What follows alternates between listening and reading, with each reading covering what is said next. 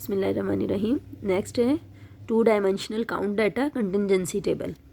अब ये contingency table क्या है कि अभी हमने जो एट्रीब्यूट्स पढ़े हैं वो 2 एट्रीब्यूट्स थे और उनकी 2 ही कैटेगरीज थी, प्रेजेंस एंड एब्सेंस। ठीक है, अगर इनके लेवल्स बढ़ा दिए जाएं, ठीक है, सिर्फ यही तो नहीं हम लेते कि अगर हम जो है वो ले रहे हैं रिचनेस ले रहे हैं तो हम ये तो नहीं सिर्फ देखेंगे कि रिच है या नहीं है। ठीक है, हम उसकी कैटेगरीज भी ले सकते हैं, रिच, फिर उसके बाद जो है वो मॉडरेट, फिर आ जाएगा पुअर और फिर वेरी पुअर। ठीक है, अगर ज़्यादा कैटेगरीज जो हैं वो ज़्यादा लेवल्स अगर एक एट्रीब्यूट के हों तो फिर जो है वो हम 2x2 में काम नहीं कर सकते। अभी तक हमने जितना पढ़ा है वो सारा 2x2 था, जिसमें बोथ जो एट्रीब्यूट्स इन्वॉल्व थे उनकी 2 ही कैटेगरीज थी, प्रेजेंट एंड एब्सेंट। ठीक है, अब यहाँ पर जो कंटिंजेंसी टेबल है या 2 डायमेंशनल काउंट डाटा है, इसमें ये है कि जो हर एट्रीब्यूट है, जो 2 एट्रीब्यूट्स इसमें इन्वॉल्व होंगे उनकी जो है वो मल्टीपल कैटेगरीज होंगी, मोर देन 2 कैटेगरीज होंगी। जब मोर देन 2 कैटेगरीज होती हैं तो फिर इनकी इंडिपेंडेंसी को चेक करने के लिए या इनकी एसोसिएशन को चेक करने के लिए जो मेथड है वो डिफरेंट हो जाता है। ठीक है, तो अब ये अगर मल्टीपल कैटेगरीज हो जाएं, 2 से ज़्यादा हो जाएं, तो फिर इसको जो है वो कंटिंजेंसी टेबल में हम लिखते हैं। तो इसकी डेफिनेशन अब आपने कर लेनी है। 2 डायमेंशनल काउंट डाटा हो या फिर कंटिंजेंसी टेबल हो, डिफाइन करें कंटिंजेंसी टेबल को, तो फिर आपने क्या लिखना है, a simple random variable of n elements selected from bivariate. Bivariate का मतलब 2 इसमें वेरिएबल्स होंगे या 2 एट्रीब्यूट्स होंगे। मल्टीनोमियल पॉपुलेशन का मतलब है जिसकी कैटेगरीज मल्टीपल हों। ठीक है, that has been classified into R categories A1 to सॉन AR।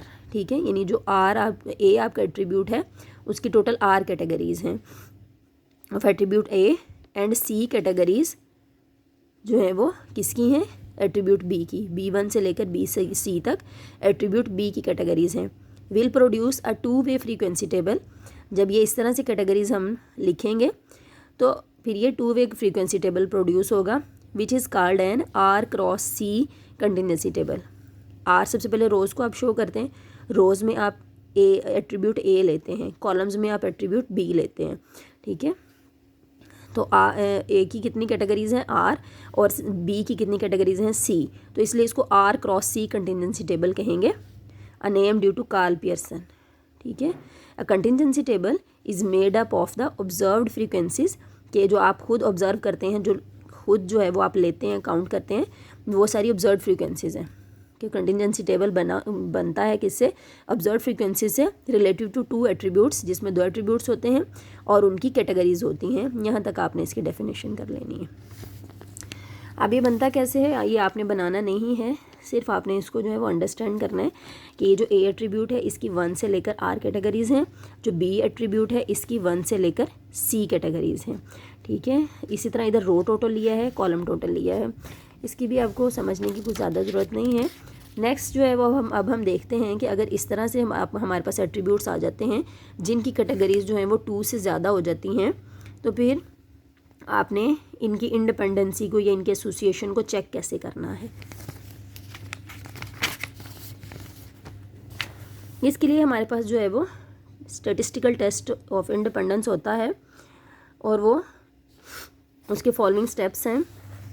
सबसे पहले ये है कि null hypothesis, A, I and B, J are independent for all cells I, J।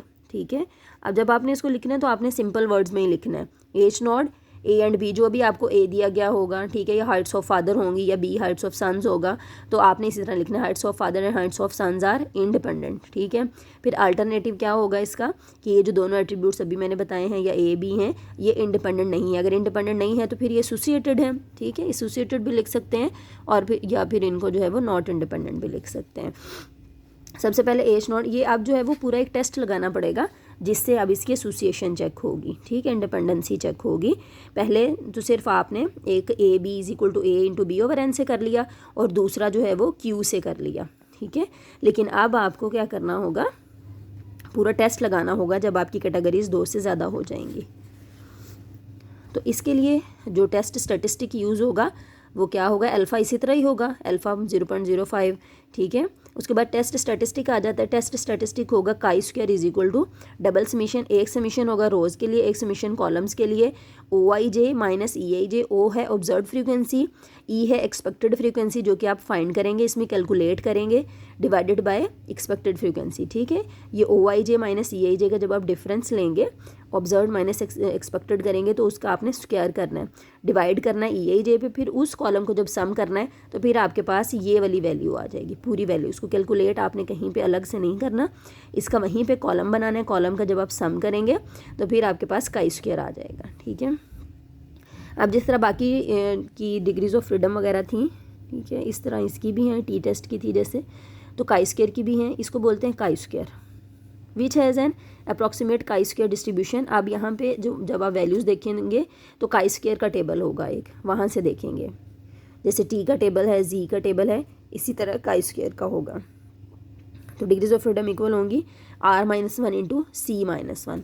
Are जो है वो नंबर ऑफ रोज़ जितनी इन्वॉल्व होंगी और कॉलम्स जो हैं वो जितने होंगे, यानी बी एट्रीब्यूट की जितनी कैटेगरीज हैं और ए एट्रीब्यूट की जितनी कैटेगरीज हैं उनमें से एक एक माइनस और मल्टीप्लाई। नेक्स्ट क्रिटिकल रीजन होगा। Critical reason always and always यही होगा। पहले तो ये होता था कि अगर लेस देन है तो कुछ और होगा, ग्रेटर है कुछ और, इक्वल नॉट इक्वल होगा कुछ और। इसमें ऐसा नहीं है, इसमें हमेशा एच नोड और एच वन इसी तरह रहेगा कि इंडिपेंडेंट है और इंडिपेंडेंट नहीं है, और सेम हमेशा जो है वो टेस्ट स्टैटिस्टिक भी यही रहेगा। ठीक है, always and always critical region भी यही रहेगा, chi square greater than chi square v 1 minus alpha, बस ये 1 माइनस अल्फ़ा ही रहेगा, ये चेंज नहीं होगा। और उसके बाद कंक्लूजन वो तो आपको पता है कि कैसे होता है। ठीक है, उसके बाद ये अजम्पशंस हैं, ये वो वेरी इंपॉर्टेंट हैं कि काई स्क्वायर जो है वो अब आप कब लगा सकते हैं। इसको लगाने के लिए कुछ कंडीशंस हैं, शराइत हैं, वो ये हैं, to conduct a valid test of hypothesis for independence using data from contingency table the following conditions must be met। सबसे पहले तो ये कि simple random sample of size n जो आप ले रहे हैं वो बाईवेरिएट मल्टीनोमियल पॉपुलेशन हो। ठीक है, कैटेगरी 2 उसके एट्रीब्यूट हों, लेकिन उनकी कैटेगरीज जो हैं वो 2 से ज़्यादा हों। सेकेंड ये है कि सैम्पल साइज़ जो आप ले रहे हैं वो रीजनेबली लार्ज हो, that for each cell the estimated expected frequency must be at least 5। जो आप उसकी फ्रीक्वेंसीज कैलकुलेट करें उसके अंदर जो आने वाले लोग हों वो मस्ट बी एटलीस्ट 5 होने चाहिए। ठीक है, उससे कम ना हो। ईयर्स करेक्शन हम बाद में पढ़ेंगे, इतना हम पहले कर लेते हैं कि इसको आपने कंडक्ट कैसे करना है, इस टेस्ट को अप्लाई कैसे करना है। ईयर्स करेक्शन भी हम पढ़ेंगे, ये भी एक ख़ास जो है वो ऐसे उसके लिए यूज़ होगी सेल्स के लिए जहाँ पर फ्रीक्वेंसी 5 से, जहाँ पर जो है वो 2x2 का टेबल होगा। ठीक है, 2 कैटेगरीज होंगी आपके पास, तो फिर जो है वो ईयर्स करेक्शन आप लगा सकते हैं।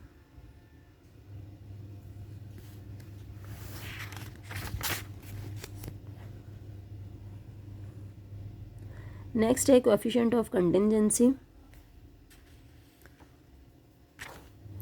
तो coefficient of contingency is a measure of strength of association on a numerical scale as an index of association between 2 criteria of classification. इसमें यह है कि जब आपको पता चल जाए एच नोड आपका रिजेक्ट हो जाए।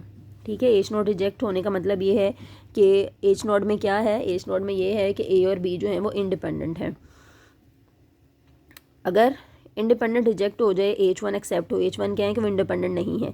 अगर वो इंडिपेंडेंट नहीं है तो फिर वो एसोसिएटेड हैं, तो कितनी एसोसिएशन है उनके दरमियान ये आपको कोएफिशिएंट ऑफ कंटिंजेंसी बताएगा। ठीक है, जैसे कोएफिशिएंट ऑफ एसोसिएशन आपने पढ़ा था यूल्स का, वो भी स्ट्रेंथ बताता है, तो कोएफिशिएंट ऑफ कंटिंजेंसी भी आपको स्ट्रेंथ बताएगा कि कितनी है।